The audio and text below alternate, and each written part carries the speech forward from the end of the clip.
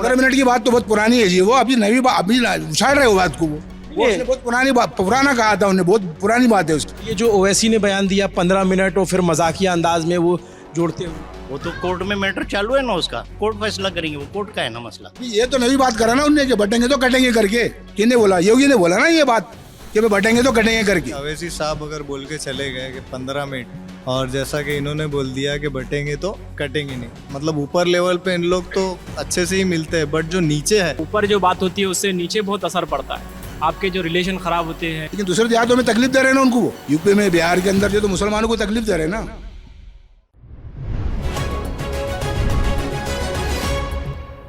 सामने आपको मुगल सल्तनत के आखिरी ताकतवर बादशाह औरंगज़ेब की कब्र नज़र आ रही है। इसके अंदर औरंगज़ेब को दफन किया गया है।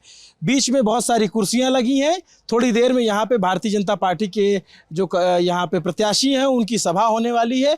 सामने एक पोस्टर लगा हुआ है जिसमें लिखा हुआ है खादिम दरगाह जात।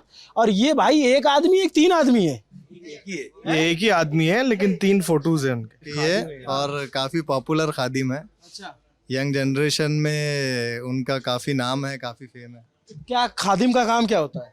ये खिदमत गुजार है। यहाँ पर जो भी कुछ काम होते हैं दरगाह के अंदर, खादिम जो लोग आते हैं ज़ियारत वगैरह के लिए, तो उनके इंतज़ाम में क्या क्या चीज़ें करनी चाहिए, क्या क्या फैसिलिटी उनको पहुँचानी चाहिए, तो यंग जनरेशन में काफ़ी पॉपुलर है। तो पहले तो मैं मुझे उधर से देखा तो 2 ही फोटो दिख रही, तो मुझे लगा जुड़वा भाई हैं। फिर इधर देखा नहीं, जुड़वा नहीं हो सकते हैं, ये एक ही आदमी हो सकता है। 3 फोटो लगाई होगी। को 3 गुना ज़्यादा प्यार है उनसे, अच्छा, इसलिए 3 फोटो लगाए उनके। तो ये जगह जो है ये महाराष्ट्र का अब बदल चुका नाम छत्रपति संभाजी नगर, जिसको पहले औरंगाबाद के नाम से जाना जाता था। उस ज़िले में एक जगह है खुलदाबाद। विधानसभा सीट लगती है गंगापुर। यहाँ पे बीजेपी के कैंडिडेट 3 बार से विधायक हैं और इस बार भी चुनाव हो रहा है। उनका मुकाबला जो है उनके सामने एनसीपी शरद पवार के प्रत्याशी, उनका क्या नाम है? सतीश बीजेपी से हैं, प्रशांत बम। हाँ, ये इत्तेफाकन हम यहाँ आए तो हमें दिखा ये सभा होने वाली है। इंटरेस्टिंग है, अभी देखते हैं कि यहाँ पे कितने लोग आते हैं। तो क्या चल रहा है, आप लोग को समझ में आ रहा है चुनाव? हमको तो बड़ा दूर से समझ में नहीं आता महाराष्ट्र का चुनाव, इतना खिचड़ी पक चुका है। खिचड़ी तो बिल्कुल है, क्योंकि हर पार्टी के 2-2 मतलब समझे तो किसे समझे, राष्ट्रवादी के 2, शिवसेना के 2, कांग्रेस है तो क्या है, मतलब ये कुछ समझ ही नहीं आ रहा है इसमें। और वोट भी डालना है तो मतलब कैंडिडेट को देख के डालना या फिर पार्टी को देख कर डालना, इसमें सारा कंफ्यूजन। तो आप लोग के क्या इस बार मसले क्या हैं, मुद्दे क्या हैं? मुद्दे तो बहुत सारे हैं, मतलब कि हमारा गांव मतलब बहुत कदीम, और यहाँ पर सारे जो है तो दरगाह है, भद्रा मारुति मंदिर है, और डेवलपमेंट के नाम पर कुछ भी नहीं है। कदीम क्या होता है? कदीम मतलब पुराना, ओल्ड, मतलब ओल्ड हिस्ट्री बहुत सारी यहाँ पर, जैसे कि आप देख रहे हैं कि औरंगजेब की मज़ार है, भद्रा मारुति है। मतलब ये आप रोड की, आप जहाँ से आए होंगे तो ये रोड की हालत भी आपने देखी होगी कि आपको मतलब गाड़ी को कौन से खड्डे में डालना है ये सोचना पड़ रहा है, मतलब छोटा खड्डा कौन सा है उसमें सोचना पड़ रहा है। तो मतलब इसमें बिल्कुल भी यहाँ पर कुछ भी सुधार नहीं है। एक मैं बात दर्शकों की जानकारी के लिए बता दूं कि जो ये डिस्ट्रिक्ट है छत्रपति संभाजी नगर, इसमें 9 विधानसभा सीटें हैं और यहाँ पे मुस्लिम आबादी ठीक ठाक संख्या में बताई जाती, पूरे ज़िले में करीब 30% के बराबर है। लेकिन ये शिवसेना का एक बहुत मजबूत गढ़ रहा है ये ज़िला। और मुंबई की बात बताते हैं कि शिवसेना को कहीं ज़्यादा सफलता मिली तो वो ज़िला ये था। इसका मतलब था कि यहाँ पे पोलराइजेशन की पॉलिटिक्स शुरू से होती आ रही थी और एक समय नारा चलता था बान वर्सेस खान। ऐसा नारा था ना, बान चाहिए कि खान चाहिए, इस तरह के नारे यहाँ पे लगते थे पहले। और अभी पिछले चुनाव में जब बीजेपी और शिवसेना का गठबंधन था तो 9 की 9 सीटें उस गठबंधन को मिली थी। 6 सीटें शिवसेना के खाते में गई थी जब शिवसेना 1 थी और 3 सीटें बीजेपी के खाते में। लेकिन अब सिनेरियो बदल चुका है और बहुत कुछ बदल चुका है। माहौल बदला है क्या तब से? माहौल तो अच्छा खासा बदल चुका है। यानी किस चीज़ का माहौल? मतलब जैसे सियासत में पहले जब शिवसेना 1 थी तो बात दूसरी रही होगी, अब जब अलग हो गई, 2 गुट हो गए तो फिर कुछ अलग दिख रहा है। वही तो जैसा भाई ने बताया कि अभी कुछ समझ में नहीं आ रहा कि किसको वोट देवे। जैसे सिंबल 2-3 हो गए, शिवसेना के 2 हो गए, बीजेपी के 2 हो गए, राष्ट्रवादी के 2 हो गए, तो समझ में नहीं आ रहा कि किसको वोट देवे। आदमी कंफ्यूजिंग होता ना। जैसे अब शिवसेना का पहले कैसा क्या था, धनुष में बांधा, अब इंसान सोच रहा शिवसेना को देवे तो उस पर सिम्बॉल चेंज हो गया है। तो माहौल तो बहुत सारा चेंज हो चुका है, लेकिन विकास नहीं हुआ है। विकास होना बहुत ज़रूरी है।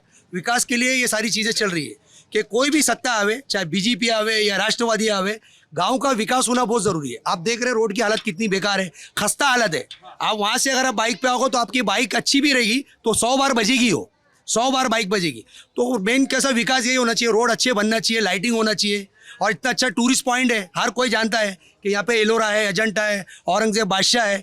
तो विकास बहुत ज़रूरी है, विकास होना चाहिए। हम यही चाहेंगे कि कोई भी पार्टी आवे विकास करे, यानी रोड, लाइट, पानी, ये बहुत ज़रूरी है यहाँ पे। अच्छा, इन्होंने जो बताया टूरिस्ट के लिए, तो उसके भी मैं एक बहुत दिलचस्प बात बताऊं। ये दक्कन के पहाड़ के आसपास का इलाका है, बड़ा खूबसूरत नज़ारे हैं इसके। अगर आप गाड़ी से गुजरेंगे तो रास्ता बाहर अच्छा है, अंदर के मोहल्लों में थोड़ा ख़राब है। और यहीं पास में जो 7 अजूबों में से जो गिना जाता है, अजंता एलोरा की जो गुफा है, एलोरा की गुफा यहाँ से है और थोड़ी दूर पे अजंता की गुफा है। और 12 ज्योतिर्लिंगों में से एक दृष्णेश्वर महादेव का जो मंदिर है, वो मंदिर भी इसी एरिया में पड़ता है, थोड़ी थोड़ी दूर के अंतराल पे। और यहाँ पे कई सारे सूफी संतों की दरगाह है। तो इसका मतलब ये है कि हर धर्म के लोग इस इलाके में आते हैं, और चाहे वो घूमने के पर्पज से आए, चाहे दर्शन करने के पर्पज से आए। अब ये बताओ गुरु, आपका क्या नाम है? मेरा नाम मिर्ज़ा तारिक। तारिक भाई, ये बताओ कि जो आजकल पॉलिटिक्स हो रही है जिस तरीके की, उसको आप कैसे देखते हो? मतलब कि ये पॉलिटिक्स, कोई भी मुद्दा एजुकेशन पर नहीं है, कोई भी मुद्दा मतलब ऐसा नहीं है कि उसको मतलब हम युवा उसमें उतर सकें। सारे मुद्दे जो है तो मतलब रिलीजन पर, धर्म पर, मतलब कोई ऐसा उसमें नया पॉइंट नहीं है कि कोई नेता जो है तो ये नहीं बता रहा है कि युवाओं के लिए नया विकास क्या है, जैसा इनकम सोर्स के लिए ताल्लुक से, ये सारी चीज़ें, मतलब नया पॉइंट कुछ भी नहीं है। वही 70 साल पुरानी जो पॉलिटिक्स थी, मुझे आज भी वही पॉलिटिक्स नज़र आ रही है। धर्म की पॉलिटिक्स नहीं होनी चाहिए? बिल्कुल भी नहीं होनी चाहिए।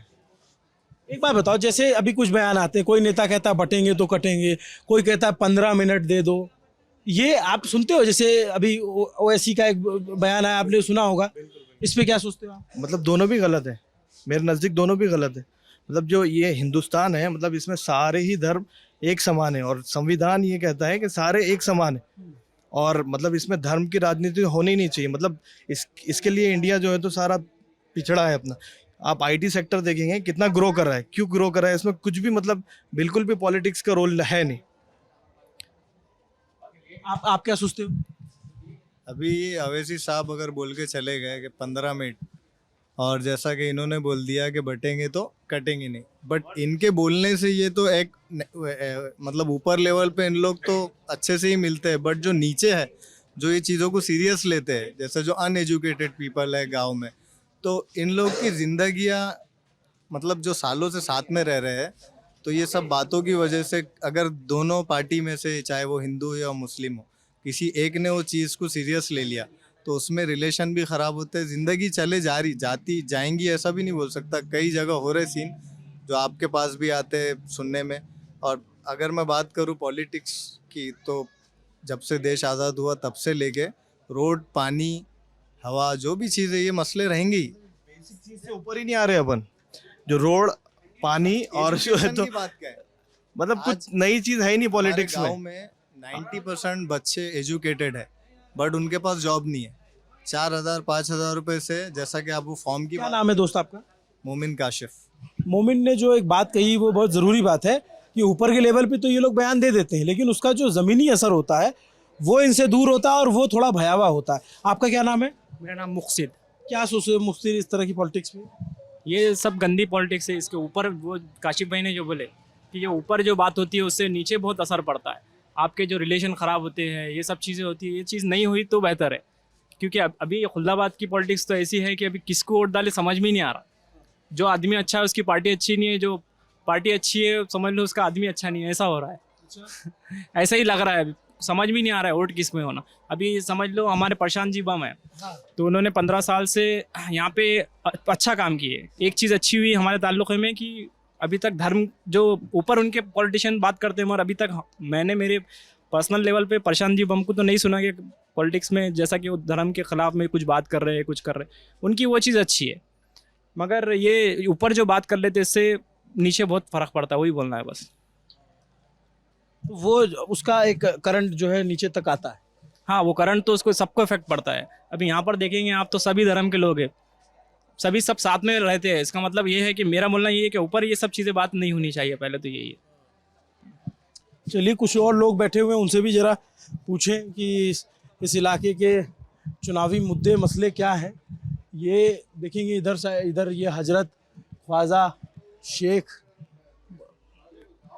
बरहुद्दीन गरीब, ये किसकी मज़ार है? ख्वाजा बुरहानुद्दीन औलिया।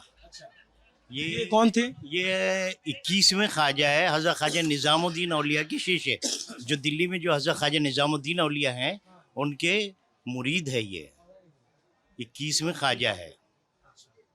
तो ये अभी तो आप लोग के यहाँ चुनाव आ गया है, रैली वैली हो रही है, तो नेता होता सब आ रहे हैं वोट मांगने? आ रहे हैं ना, कैसे नहीं आएंगे? क्या बोल रहे हैं? अपने अपना काम बताते वो कि हमने ऐसा किए, हमने ऐसा किए, हमने ऐसा किए, वोट दो हमारे को। किसके बीच यहाँ लड़ाई नजर आ रही है आपको? दो के बीच में है, भारतीय जनता पार्टी के और शरद चंद्र पवार की एनसीपी। अच्छा एक बात बताइए चाचा, जो आजकल सियासत चल रही है आप देखते होंगे, जिस तरीके की बयानबाजी हो रही है लोगों के, उस पर आप लोग क्या सोचते हो? खास करके जो ऊपर के लेवल से बड़े नेता जो तथाकथित हैं उनकी तरफ। बड़े नेता की जो बीजेपी के जो बड़े नेता जो बयानबाजी करते हैं तो वो बिल्कुल सीधी सीधी जातिवाद की बातें कर रहे हैं। बटेंगे तो कटेंगे, एक है तो सेफ है। क्या मतलब इसका? पहले सेफ नहीं थे। क्या लगता है आपको, क्या मतलब है, किस इशारे से दिया? ये क्या बोल रही है पब्लिक की भी तो समझ में आना ना। एक है तो सेफ है, इसका मतलब क्या है? पहले सेफ नहीं थे क्या? पहले से तो एक ही है हम लोग, है ना, एक है ना कि नहीं है? एकता ही रहेंगी तो सेफ है, फिर कहाँ बट रहे? और ये जो ओवैसी ने बयान दिया 15 मिनट और फिर मजाकिया अंदाज में वो जोड़ते हुए, वो तो कोर्ट में मैटर चालू है ना, उसका कोर्ट फैसला करेंगे, वो कोर्ट का है ना मसला। आप लोग क्या सोचते हैं वैसे बयानों पे? गलत है, गलत बोलते हैं। ये तो लोगों को लड़ाने की बातें हैं ना, ये नहीं होना चाहिए। अच्छा इस तरह के बयान ऊपर नेता दे देते हैं तो नीचे जमीन पे कुछ फर्क होता है क्या लोगों में? फर्क पड़ता है। फर्क कैसा नहीं पड़ेगा? अब आप देख रहे हैं यहाँ पर जो भारतीय जनता पार्टी के लोग, इसके साथ में जो मुसलमान भी जो दिख रहे हैं, तो एक तो उसका काम है, वो आदमी अच्छा है, ऊपर के लेवल से यहाँ कोई लेना देना नहीं है, वो काम करता है, काम अच्छा है उसका, इसके लिए उसके साथ में है। और दूसरी बात पैसा, गरीबी है यहाँ पर, कोई रोजगार नहीं है, लोगों को पैसे देता है, लोग उसके साथ में जाते हैं, लोगों को क्या लेना देना। आपका क्या नाम है चाचा? आपका क्या नाम है? अब्दुल समद। आप क्या करते हैं? ये धंधा करते हैं। बैठ जाऊँ, मैं इस पे बैठ जाऊँ? अच्छा तो ये जो अभी बात कर रहे थे, आप उससे कितना इत्तेफाक और कितना ना इत्तेफाकी रखते हो? नहीं, सहमत नहीं मैं बात से, क्योंकि उनने जो है तो 15 साल से चुन के आ रहे हैं यहाँ पर वो, लेकिन अभी तक हमारे पानी का मसला हल नहीं हुआ, पानी का फिल्टर अभी तक नहीं चेंज हुआ। तो वो खाली वो ऐसा बोलने से नहीं चलता ना, भाषण के अंदर खाली बोल दिए कि हम ऐसा कर देंगे, वैसा कर देंगे, और पैसे दे के लोगों से वोट ले लेंगे। तो लोग आजकल बहुत होशियार हो गए, पैसे दे के वोट देने वाले। पैसे पे भी वोट, पैसे बांटे जाते हैं? हाँ बांटे जाते हैं ना, पैसे के ऊपर वोट ले ही देंगे लोग, क्योंकि अभी तक हमारे पानी का मसला ही हल नहीं हुआ। पानी का फिल्टर, बिगर फिल्टर का पानी हम पी रहे हैं आजकल यहाँ पर। हाँ ये मसला है। तो अभी 15 साल से चुन के आ रहे हैं वो, लेकिन मसला अभी तक हल नहीं हुआ ना। और ये जो ये बारी में चेंजिंग होने वाली है, ये बारी में जो है तो 36 जवान को जो चुन के देने वाले लोग, तुतारे वाले को चेंजिंग आएंगी उसके अंदर। अच्छा एक बात जो, और एक तो ये यहाँ का लोकल फैक्टर, प्लस जो उस राजनीति की बात जो बयानबाजी होती है, खासकर की जिस तरह के बयानों का जिक्र। हाँ तो वो तो गलत है ना, वो तो गलत कर रहे हैं ना बयानबाजी। वो बयानबाजी से असर होता है ना उसके ऊपर। आप लोग को महसूस होता है जमीन पे? हाँ फिर महसूस होता ना, क्यों नहीं महसूस होता? महसूस होता ना उसके ऊपर। एक तरफ से नारा दिया जा रहा है एक है तो सेफ है, करके। हाँ, एक तरफ से कह दिया जा रहा है कि 15 मिनट, और फिर वो मजाक। 15 मिनट की बात तो बहुत पुरानी है जी, वो अभी नई बात, अभी उछाल रहे हो बात को। वो उसने बहुत पुरानी बात, पुराना कहा था उन्हें, बहुत पुरानी बात है उसकी। अकबर अवीसी की ने जो तो बोला था ये बात को, और ये अभी नई बात नहीं, लेकिन अभी पेपर वाले पत्रकार जो तो तुम लोग उठाते उसको। नहीं अभी जैसे सोलापुर की, अभी ये तो नई बात करा ना उनने कि बटेंगे तो कटेंगे करके। किसने बोला? योगी ने बोला ना ये बात कि भाई बटेंगे तो कटेंगे करके। अभी योगी की बात है ना ये, और ये जो बात है बहुत पुरानी है ये अकबर अवैसी की। नहीं तो जैसे ये तो बयान दे रहे हैं, दोनों तरफ से बयानबाजी हो रही है ना। वो जो तुम पूछ रहे मेरे को कि भाई उन्होंने बोले, तो उन्होंने, ये अभी की बात नहीं, बहुत पुरानी बात है। अभी एक सोलापुर की रैली में उन्होंने बोला 15 मिनट बाकी है, और फिर ऐसे कर लिया, और फिर एकदम पब्लिक चीयर करने लग गई, तो लोगों ने उससे जोड़ा कि वो वहां की बात की जाए। हाँ तो वो है ना, लेकिन गलत है ना, उनका भी बोलना गलत है ना ऐसा, अरे इनका भी बोलना गलत है ना ऐसा, इन्होंने भी नहीं बोलना चाहिए ना ऐसा, क्योंकि भाई हर जगह आप जैसा यहाँ पर तो हम मिलजुल के रहते लोग, हिंदू भी मुसलमान सब मिलजुल के रहते, लेकिन दूसरे देहातों में तकलीफ दे रहे हैं ना उनको। वो यूपी में बिहार के अंदर जो तो मुसलमानों को तकलीफ दे रहे हैं ना। इससे कुछ खौफ होता है? नहीं, खौफ की क्या बात है उसके अंदर, लेकिन हम तकलीफ दे रहे हैं ना लोगों को। इस तरह की पॉलिटिक्स नहीं होनी नहीं होना चाहिए, ऐसी पॉलिटिक्स नहीं होना चाहिए, गंदी पॉलिटिक्स है ये, ऐसी पॉलिटिक्स होना नहीं चाहिए। आपके पास तो नेता लोग आते हैं तो उनको बोलते नहीं कि यार आप लोग इस तरह की बयानबाजी मत किया करो, हमारे यहाँ माहौल खराब होता है? उनको क्या बोलेंगे, हैं? वो तो करते ना ऐसा, लेकिन यहाँ पे हमारे वहाँ नहीं होती ऐसी बयानबाजी यहाँ नहीं करते हो। अभी महाराष्ट्र के अंदर खास तौर पे नहीं होती, ये दूसरी तरफ होती है। अरे इतनी हो रही है। अभी देवेंद्र फडणवीस ने कहा कि औरंगजेब के उस पे ये हम अभी जहाँ बैठे हुए कि कोई कुत्ता भी जो है नहीं पूछने वाला, फिर ओवैसी ने उसका जवाब दिया। तो दोनों तरफ से एकदम उस तरह की, वो ऊपर लेवल के ऊपर है ना, यहाँ पर नहीं हुआ ना ऐसा अभी तक यहाँ पे ऐसा कोई लीडर ने बयान नहीं दिया ना, यहाँ पर नहीं दिया बयान। आपका क्या नाम है सर? ये मोहम्मद सलीमुद्दीन। आप क्या करते हैं? मैं रिटायर है किस विभाग से? MSCB इलेक्ट्रिसिटी बोर्ड से। तो क्या आप क्या राय रखते हैं चुनाव पे? मैं तो ये समझता हूँ कि बीजेपी जो हाई लेवल पे जो कुछ भी कर रही है, लोगों को गुमराह कर रही है, विकास का कुछ काम नहीं हो रहा है। नौजवान जो है बहुत सारे लोग बेरोजगार है, महंगाई बढ़ गई है, गरीबी की जो शरह है बहुत और नीचे आ गई है। इस तरफ किसी की तवज्जो नहीं है बीजेपी की, इसलिए लोग उससे बहुत सारे नाराज़ है। लेकिन हमारा जो लोकल का जो इलेक्शन है उसका जो कैंडिडेट है वो सेकुलर जहन का है, भले ही उसके ऊपर ठप्पा बीजेपी का है, लेकिन वो सेकुलर जहन का है। बहुत सारे काम भी किया है उसने लोगों से, और लोग उससे बहुत सारे सपोर्ट भी कर रहे हैं।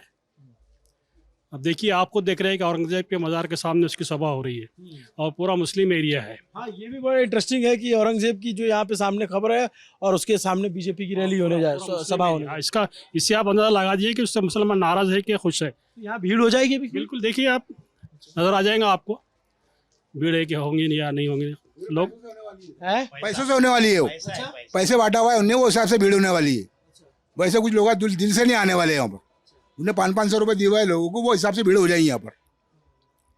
तो अब आप कह रहे हो कि इधर से वोट नहीं मिलता उनको? नहीं मिलेगा वोट, लेकिन इतना नहीं मिलेगा। अब जो जिसके ज़मीर बिक गए वो देंगे वोट, जिसका ज़मीर बिका हुआ है तो वो तो वोट क्या जो बीजेपी को वोट दे रहा है उसका जमीर बिका हुआ है? फिर बिका हुआ है ना उसका। वो जो तो देखो ना, मस्जिदें तोड़ रहे हैं, मंदिर नुकसान पहुंचा रहे हैं, मुसलमानों को नुकसान पहुंचा रहे हैं, तो फिर ज़मीर बिका हुआ नहीं तो क्या है? ये तो सबका साथ सबका विकास का नारा भी आता नारा है खाली उनका ऐसा है। और जो अभी शिंदे सरकार है उसने मौलवियों की पेंशन या जो भी तो वो खाली नारा है ना, खाली उनका, वो नारे के ऊपर चढ़ाना खाली खेल उनका। विकास सारी जो योजनाएं हैं, लाडकी बहन, प्रधानमंत्री आवास के पैसे तो उन्होंने तेल के अंदर ही वसूल कर लिए। 100 रुपये तेल था, 150 रुपये कर दिए उसको। लाड़की बहन के जो पैसे बांटे ना उन्होंने, लाखों करोड़ों रुपए अरबों रुपए जो तो जमा कर लिए, तेल के अंदर ही खाली वसूल हो गया। वो खाली एक ही आइटम के अंदर, बाकी फिर दूसरे आइटम तो बहुत बढ़ा दिए रेट हर चीज़ों का। हाँ, तो ये मतलब एक बात और मुझे बता दीजिए आखिर चलते चलते कि ये ज़मीन पे चुनाव मुद्दों पे, योजनाओं पे हो रहा है या फिर कास्ट लाइन पे हो रहा है या धर्म की लाइन पे हो रहा है? नहीं, धर्म की लाइन पे नहीं, ये जो सब जो काम जो अच्छा करेंगे उसको चुनकर देंगे यहाँ पर। वो ठीक है, उसने काम करा हुआ है, लेकिन इतना जैसे काम करना चाहिए वैसे काम नहीं करा उसने। बम जो है बीजेपी का लीडर है, सेकुलर डिजाइन का, लेकिन जैसे काम होना चाहिए था वैसे काम नहीं हुआ 15 साल के अंदर। अच्छा, एक चीज़ ये जो कह रहे हैं इससे आप इत्तेफाक रखते हो क्या? नहीं, सहमत नहीं है मैं इससे। असल में उनका जो दूसरा कैंडिडेट है NCP का शरद पवार का, उसने कई बार पार्टियां बदली किया, करीब 8 से 10 बार पार्टी बदली किया है, और वो भी पैसे बांटने वाला है। और कई लोगों को MLC है, वो उन्हें भी कई लोगों को पैसे दिए हुए करके आज वो MLC है। अब ये लोग अपने अपने तौर पे अपने इज़हार ख्याल कर रहे हैं कि पैसे से वोट लेंगे और ये लेंगे और वो लेंगे, लेकिन मुद्दा जो है तो विकास का है।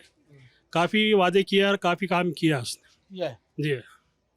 एक चीज़ और बता दीजिए जरा कि औरंगजेब का नाम पे हमेशा राजनीति होती है, आप लोग क्या सोचते हैं औरंगजेब के बारे में? ये वो औरंगजेब ने तो 52 साल हुकूमत करा, ये उनकी वकाले में क्या करेंगे हुकूमत? 52 साल हुकूमत करा उसने, पर पूरा मिला हुआ था जब, तो जब हुकूमत करा उन्होंने, ये क्या करेंगे 10 साल के अंदर? जो तो बता रहे तमाशे हो, उनने 52 साल हुकूमत करा, उसका मुकाबला क्या करने वाले? उसकी नाखून की बराबरी नहीं कर सकते औरंगजेब की। हाँ, ये यहाँ पे बड़ी राजनीति भी होती है, कई बार लोग नेता होता भी आते रहते हैं, कहीं से आते रहते हैं वो, मगर उनकी ताकत नहीं है ऐसा कुछ बोलने की यहाँ पर आके। ऐसे राजनीति के अंदर बोल सकते हो, लेकिन इसकी ताकत नहीं उनकी बोलने की। जैसे किसी ने कहा कि ये कब्र खुदेगी, ये होगा, तो वो ये बयानबाजी है, ये उनकी ताकत नहीं है, बोलने में अच्छा लगता खाली। ऐसा कोई नहीं कर सकता। यहाँ पर जो तो बहुत बड़े बड़े नेता और लीडर आके गए हैं, मुलायम सिंह यादव आके गए, आई.के. गुजराल आके गए यहाँ पर, यशवंत सिंह आके गए यहाँ पर, और बहुत से बड़े बड़े लीडर नेता आते रहते जाते रहते यहाँ पे, और ये औरंगज़ेब के दर्शन करके जाते रहते हैं।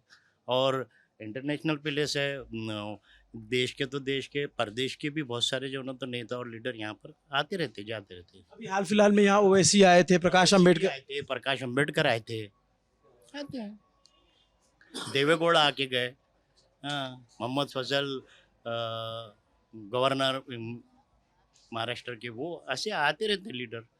इसके पहले से शंकरराव चौहान, शरद पवार, ये यहाँ सब अमन चैन है। बिल्कुल अमन चैन है। यहाँ कोई ना इत्तेफाकी नहीं है कुछ भी, हिंदू मुस्लिम सब एक साथ रहते हैं। अब असल में एक दूसरे से जो तो मिले जुले हैं, सब एक दूसरे से काम में काम आते हैं। ऐसे कोई ना इत्तेफाकी, यहाँ कोई फसाद कभी नहीं हुआ। चलिए, इंटरेस्टिंग रहा यहाँ पे आना और यहाँ लोगों से बातचीत करना। मैं प्रयागराज इलाहाबाद से हूँ, उत्तर प्रदेश से। हाँ, तो जो है यहाँ पे आए, महाराष्ट्र चुनाव यात्रा पे हम लोग हैं और महाराष्ट्र के अलग अलग शहरों में जा रहे हैं, घूम रहे हैं, लोगों से बातचीत कर रहे हैं, समझ रहे हैं महाराष्ट्र क्या सोच रहा है। बड़ा राज्य है, इसका चुनाव बड़ी दशा दिशा तय करने वाला है। हिंदुस्तान पे असर पड़ेगा ना इसका, ये तो इस वजह से हम अलग अलग तबकों के बीच जाते हैं। और चूंकि हम इधर आए हुए थे कुछ शूट करने के लिए, तो हमें पता चला यहाँ पे औरंगज़ेब की कब्र है और इसके इर्द गिर्द खूब सारी राजनीति होती है। तो हमने कब्र के बारे में जानकारी ली, यहाँ लोगों से बातचीत की, और जो अलग अलग लोगों ने राय रखी, जो आजकल की पॉलिटिक्स है, जो यहाँ के लोकल मुद्दे हैं, उन सब पे लोगों ने अपनी अपनी बातें रखी। आपको ये बातचीत कैसी लगी कमेंट करके ज़रूर बताइएगा। नमस्ते, मेरा नाम अभिनव पांडे है, मेरे साथ कैमरे के पीछे मेरे साथी मस्त मौला मोहन है। देखते रहे दी ललन टॉप। शुक्रिया।